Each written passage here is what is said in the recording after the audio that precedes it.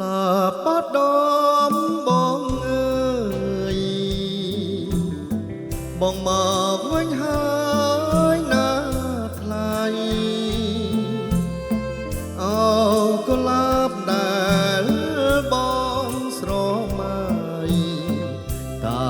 ថ្លៃនៅទីណាអូនបងត្រឡប់ម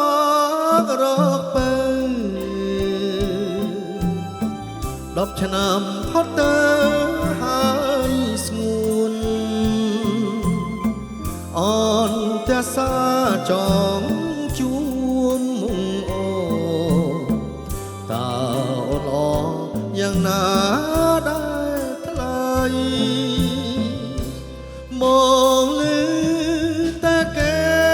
ប្រាប់ថាស្រជីវ៉ាអូនបីអូនាងឡ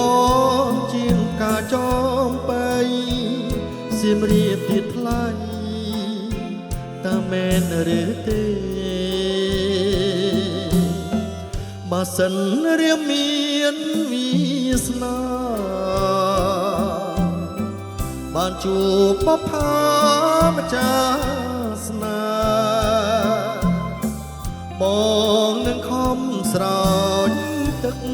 ថ្នមថាអោចាស់ស្នេហ៍ស្គាល់តែសង្សារ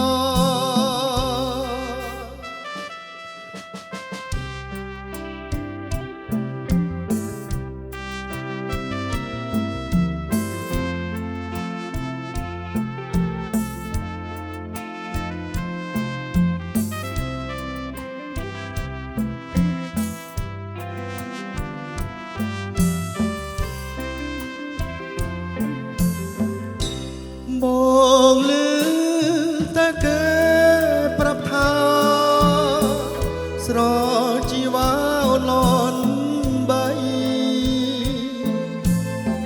អូនាងឡជាងការចំបីសៀមរាបទៀតថ្លៃតើមែនឬទេបើសិនរៀមមានវាសនាបានជួបបផាម្ចាស់ស្នាបងនឹងខំស្រោចទឹកថ្នមថែឲ្យចាស់ស្នេហ៍ស្គាល់តែសុខសា